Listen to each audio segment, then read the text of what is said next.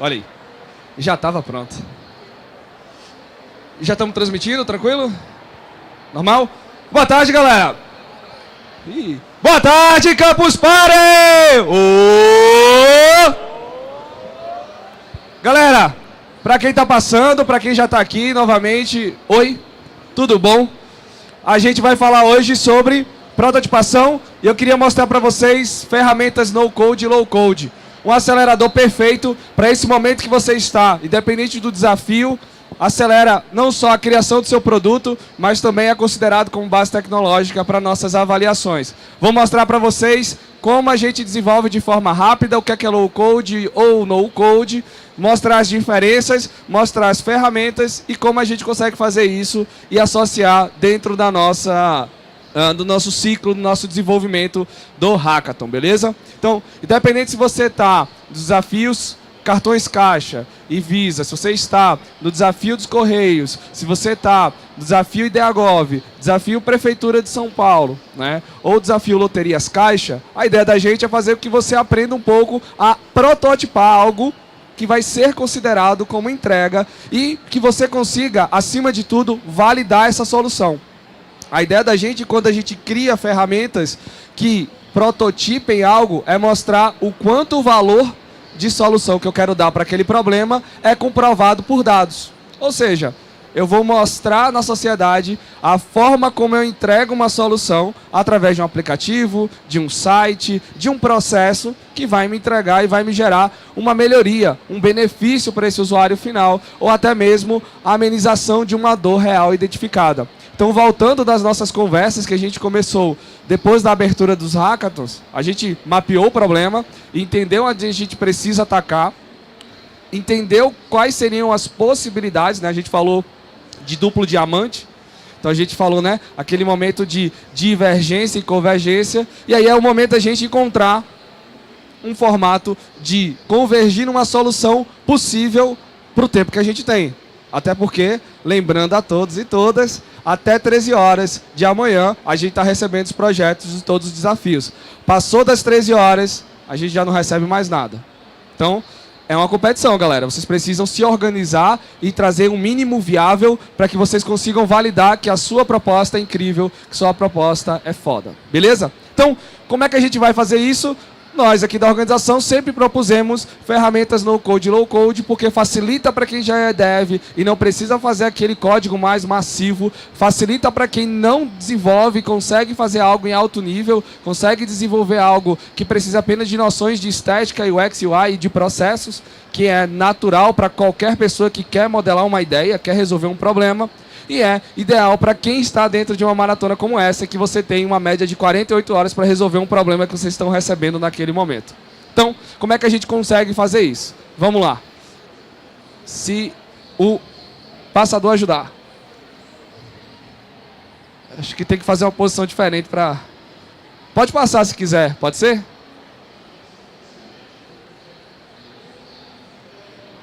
Boa. Então... Como construir um MVP sabendo que é mínimo viável? E aí a primeira pergunta para vocês, deixa eu ver se tem alguma amiguinha com microfone ou um amiguinho. Vocês conseguem pegar mais um microfone, porque eu quero a resposta da galera hoje. Galera, o que vocês consideram como mínimo viável? Quem pode me dizer? O que é um produto mínimo viável? O que é uma versão mínimo viável? Quem quer me falar? Quer falar? Pode falar.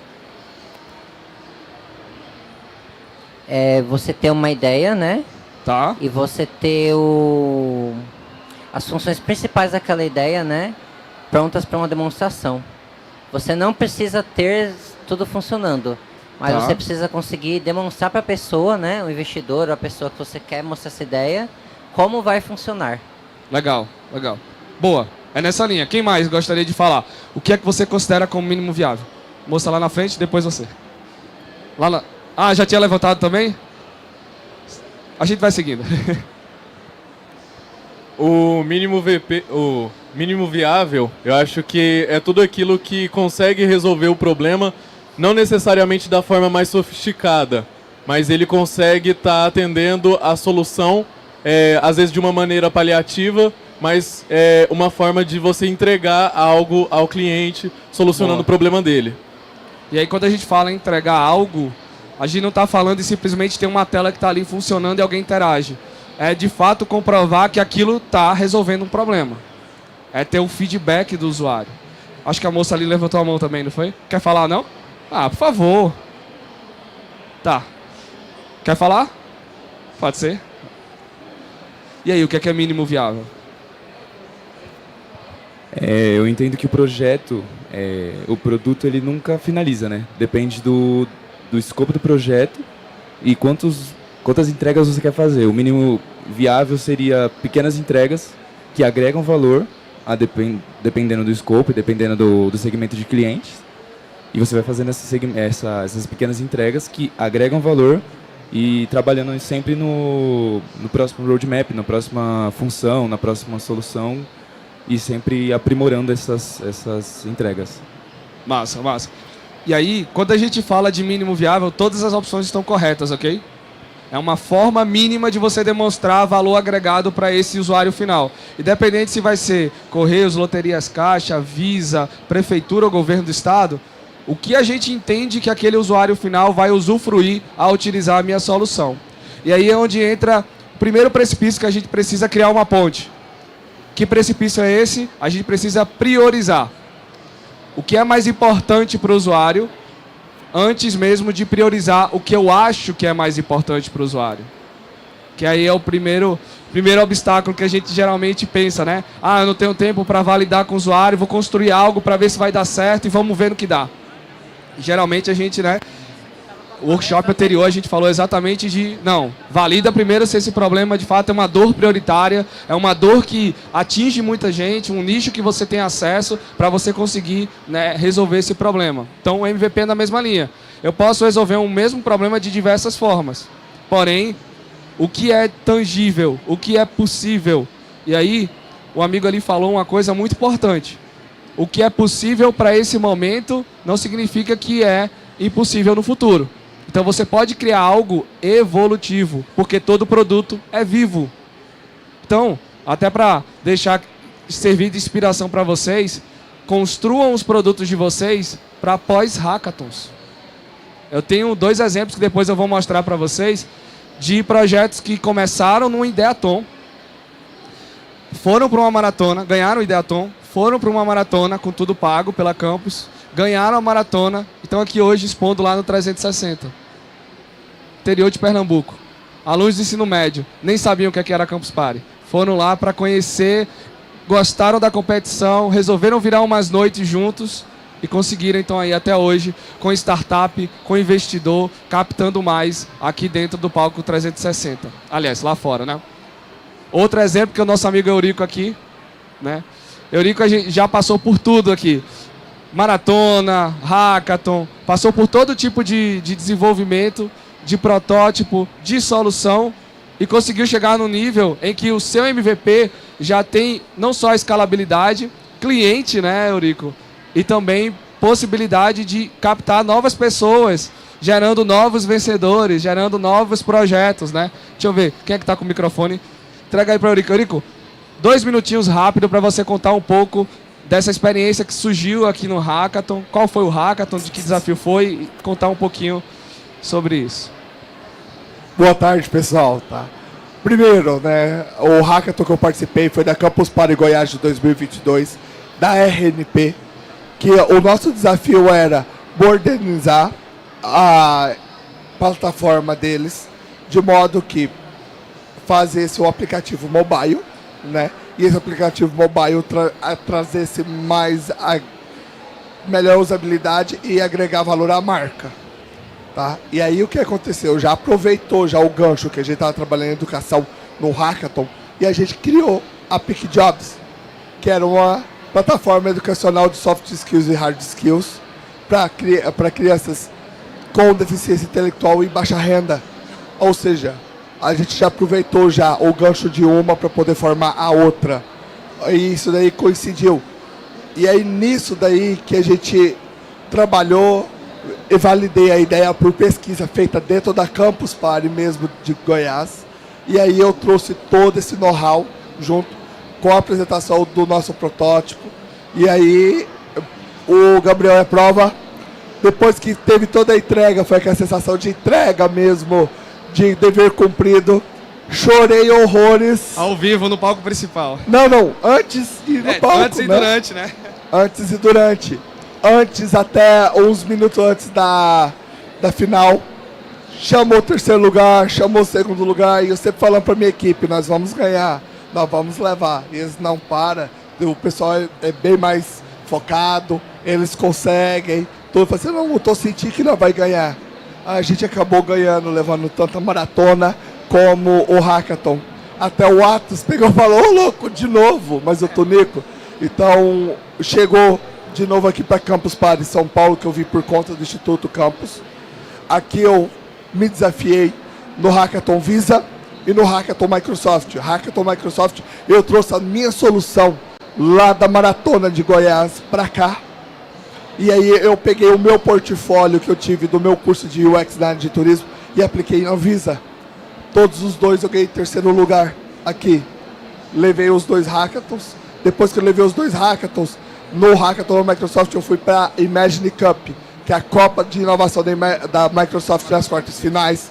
Passamos essa etapa, fomos para as semifinais, chegamos nas finais brasileiras, aonde que a outra ideia, né, ela era realmente tinha um propósito melhor na visão dos juízes. Recebi esse feedback porque era uma impressora que pegava o livro nosso digital e ele transformava tudinho para os nossos deficientes cegos, ou seja, eles conseguiam ler em braille. Então, ou seja, realmente inclusive, realmente precisam no nosso mundo. Isso daí foi. E eles falaram, vocês mesmos, vocês não vão sair despreparados, vocês vão se inscrever na Startup Foundation. E aí eu me inscrevi. E aí, nessa é onde que eu tive a cartada final, agora, né, que é onde que eu recebi um aporte de $150 mil para eu poder usar em créditos dentro da plataforma Azure, ou seja, minha parte de servidor, a parte mais cara hoje, né, eu já não vou pagar mais, então, ou seja, eu vou ter um crédito, né, por um bom tempo. Então isso daí é uma coisa, e agradeço muito, porque eu cheguei dentro da Campus, foi para mim poder conhecer, como vocês, sentar, ver palestra, conhecer a Campus, porque o meu sonho era conhecer a Campus Party. Porque eu morava no interior, mas eu queria conhecer a maior feira de inovação e tecnologia do mundo, tá? Que é a Campus Party. Aproveitei e conheci essas pessoas maravilhosas, Gabriel, Genésio, Guilherme, Giovanni, e eles falaram, não, vai competir, vamos competir. Vai. E eu fui competir e estou aqui hoje contando o meu caso de sucesso, onde que esse caso de sucesso pode ter muitos aqui. Só vocês virem competir aqui também. Exato. A gente tem possibilidade. Gente, palmas aí pro caso do nosso amigo. Eurico, cara, obrigado mais uma vez. Estamos sempre juntos. Ganhou tanto que a gente disse, não, vai ficar como mentor, porque tem que dar espaço para novas gerações. Vai fazer o quê, né? Tá multiplicando, exatamente. E aí, galera, só para provocar um pouquinho vocês, exemplos reais do ano passado, esse ano, que continuam acontecendo. Mas aí, onde é que se encaixa tudo isso? Por que funcionou? Bem, é um método simples. A gente encaixa o que é possível fazer sem pirar a cabeça, sem ficar louco, né?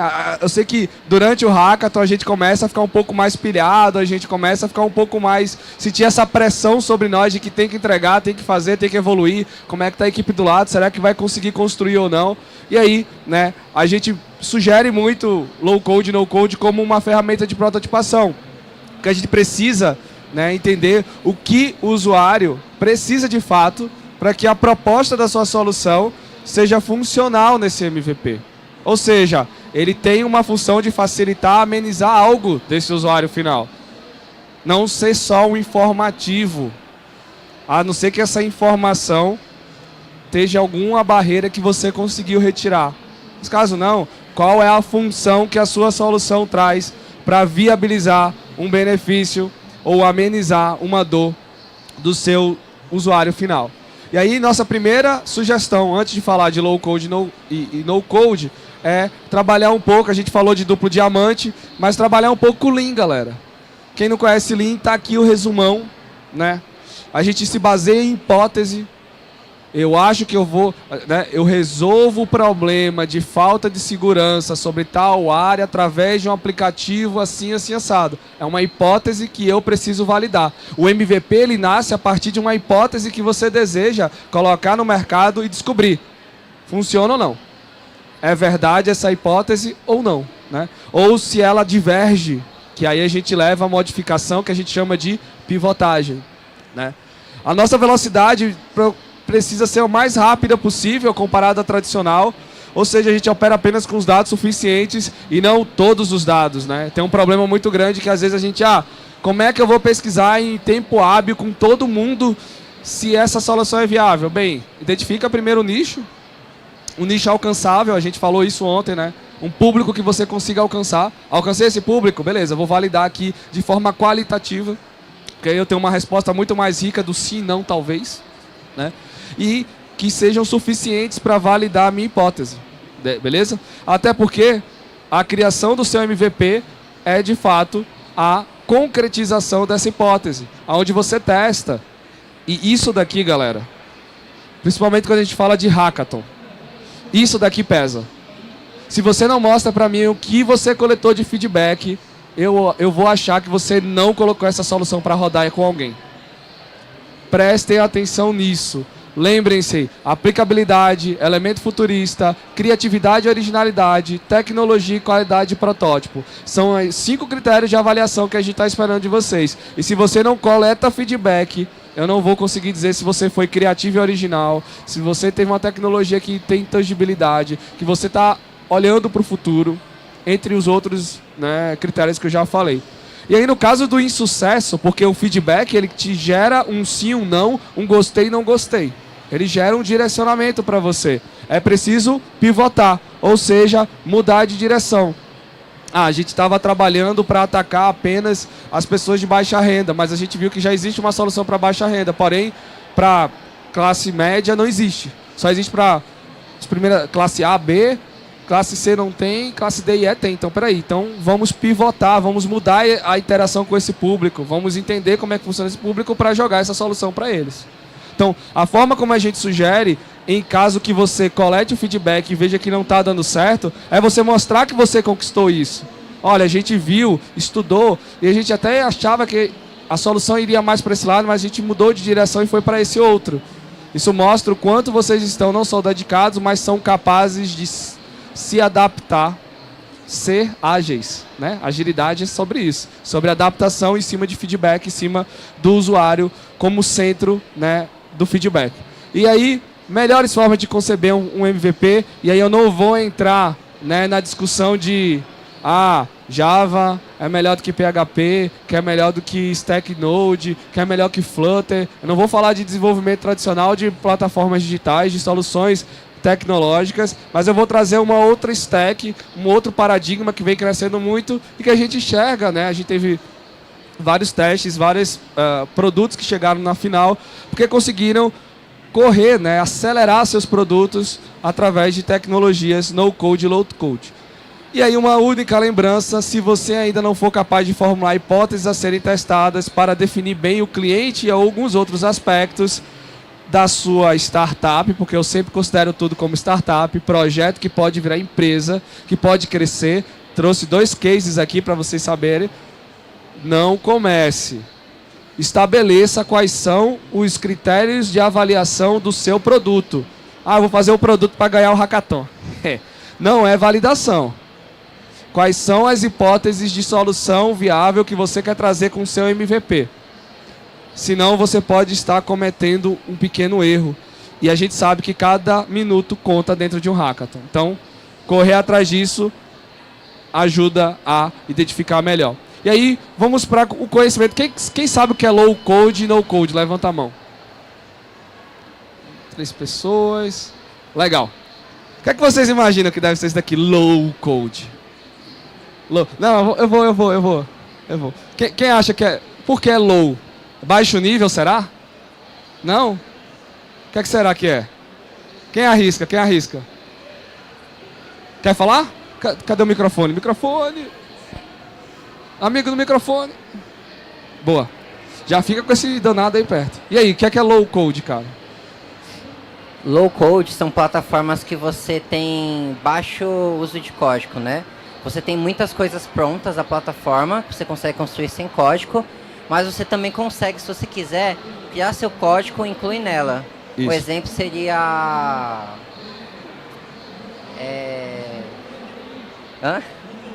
Flutterflow, mas tinha uma outra que eu estava trabalhando também. Legal. Esse é o nome.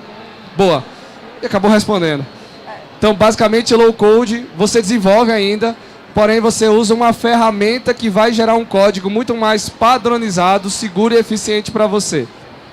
Gabriel, você está dizendo que o desenvolvimento tradicional tem que ser jogado fora, né? Os desenvolvedores agora têm que mudar para low code? Não.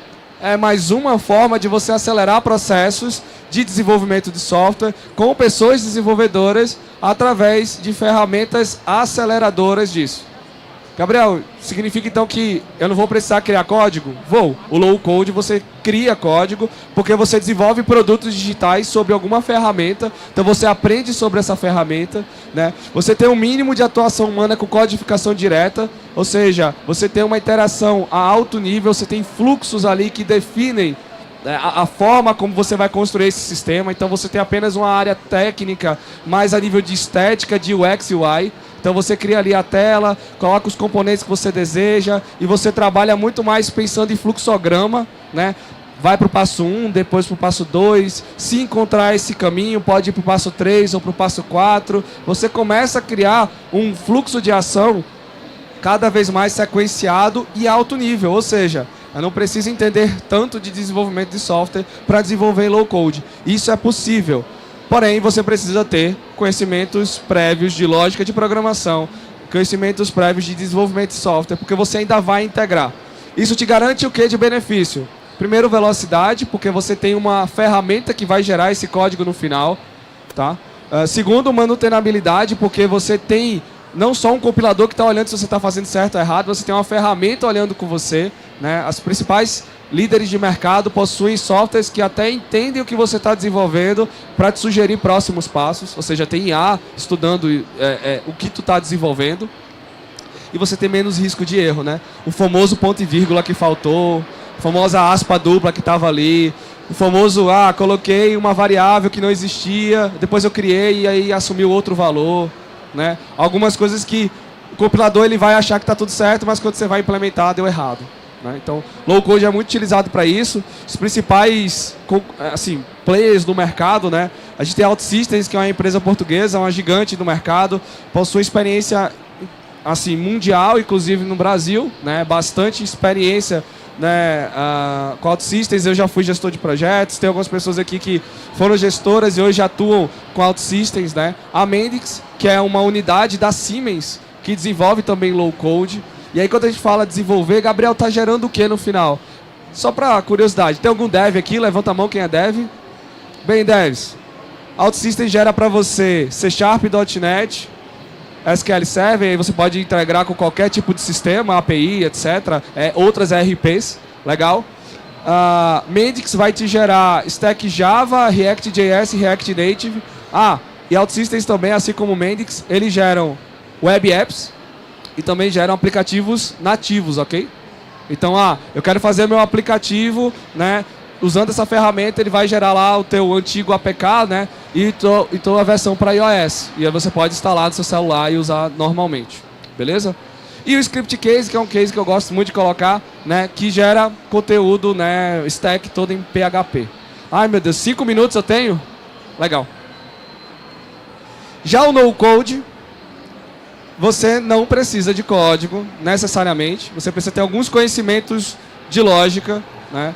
Você não precisa de interação direta. Ou seja, indiretamente eu posso imputar um código lá? Posso. Você pode criar um componente, JavaScript, colocar, eu posso integrar uma API. Fiz semana passada, estava numa outra palestra, mostrei como integrar ChatGPT num sistema no code. Bem simples. Já tem um plugin para isso, você conecta algumas chaves de autenticação, tá lá você gerando na sua aplicação respostas do ChatGPT 3.5.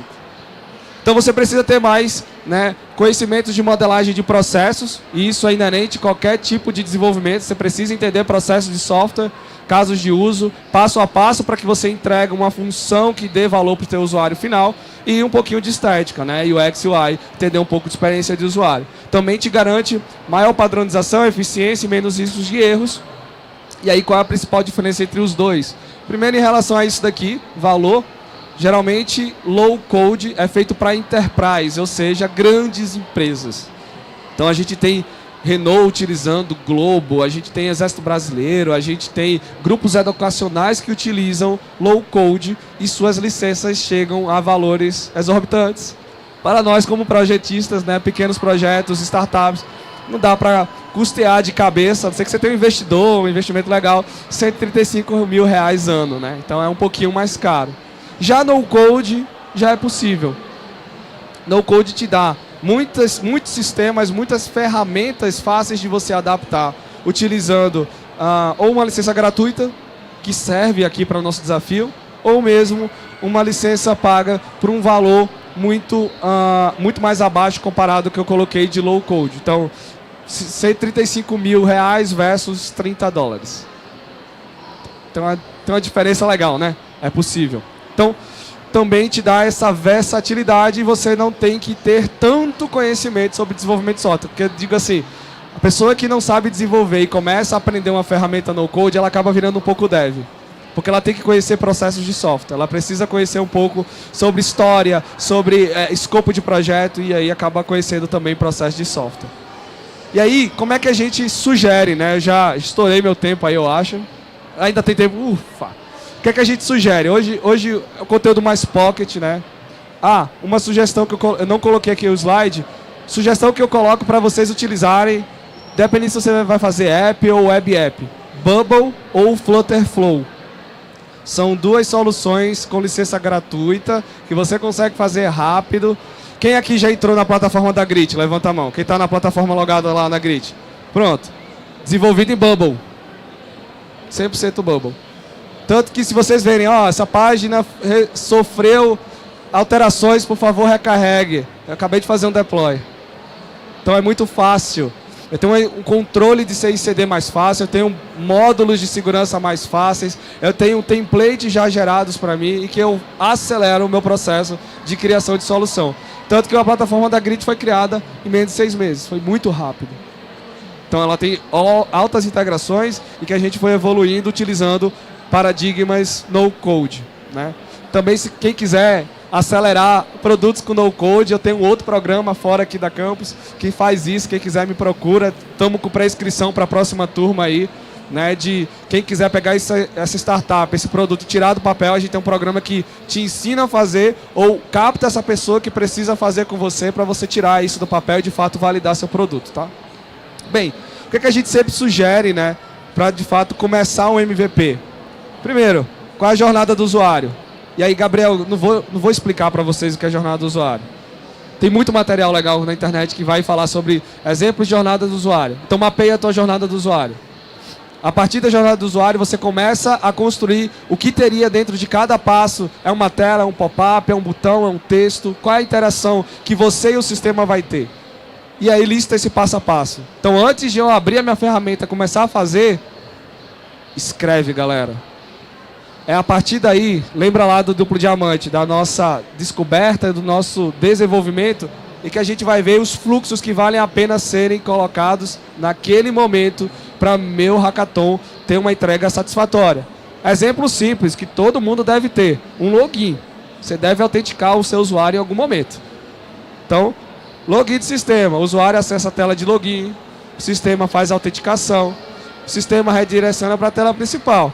É um passo a passo simples, não é? Tem mais coisas aqui, a gente sabe, né? Se o usuário seria o e-mail errado, se o usuário seria a senha errada, se o usuário esquecer da senha, se o usuário se cadastrar, você pode criar mais passo a passo. Mas a nossa estruturação precisa ser feita primeiro, galera. E aí não gasta muito tempo com isso, mas faz.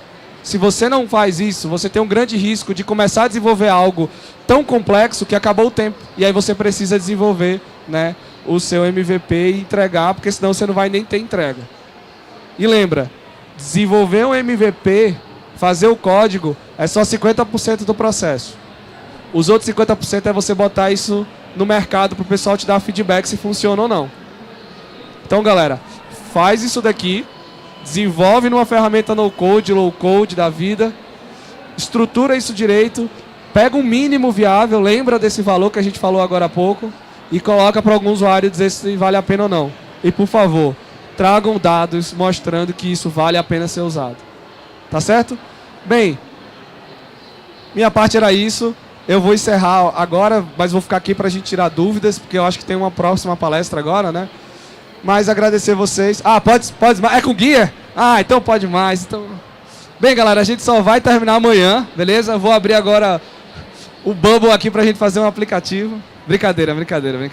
Mas, galera, é fácil fazer, né? Você precisa... Qual é o grande, né?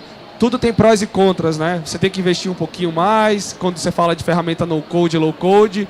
E você tem que conhecer a ferramenta, né? Você tem que aprender um pouquinho como funciona. Onde é que fica a parte de design, onde fica a parte A, B, C. Mas depois que você aprende, gente, e eu digo pra vocês, o aprendizado ele é muito rápido. Porque ele tem muito material que te dá passo a passo, que te dá exemplo. Você consegue fazer produtos com uma maior velocidade e com muita riqueza de qualidade. Todos os produtos que são feitos em ferramentas no-code, eles são preparados para serem escalados. Ou seja, se você vai usar um Bubble ou um Flutterflow, ele já possui uma infraestrutura pronta para você ter 1 usuário, 10 usuários, 1000, 10.000, 100.000, 1 milhão de usuários. Claro, eu vou pagando uma licença um pouco mais cara quando eu tenho muito usuário. Porém, se você tem 1 milhão de usuários, acho que você tem um caixa para manter um Bubble legal, né, um Flutterflow legal. Beleza? Então, nossa dica é essa, né, dentro dos nossos hackathons, estruturem isso, né, são 15 para as 3, né, a gente já está chegando no momento que falta menos de 24 horas para o prazo de submissão final das nossas soluções. É o momento de vocês entenderem o que é que vocês vão ter no escopo, fechar esse escopo e correr atrás para desenvolver. Geralmente a gente diz que essa segunda madrugada, né, essa segunda virada de dia é a virada do desenvolvimento, que a galera já entendeu o que precisa fazer e agora é codar para desenvolver rápido durante a madrugada e passar a manhã inteira ali validando o processo. Ou se você já desenvolveu, vai-se embora para o mercado, explora essa Campus Party, né? O caso do Eurico, ele não dormiu as 2 noites, né? Os 3 dias ele não dormiu, né? Então, não é para deixar de dormir 3 dias, tá, galera? Nossa recomendação é que todo mundo descanse, a gente quer vocês bem, não quer nenhum zumbi aqui chegando. Mas se você está instigado, como o Eurico ficou naquele caso, mete bronca, né? A competição tá aí para isso. Beleza? É isso, galera. Queria agradecer vocês, né? Mais, né, dúvidas ou informações, estou aqui para ajudar vocês. E é isso, simbora. Valeu, obrigado.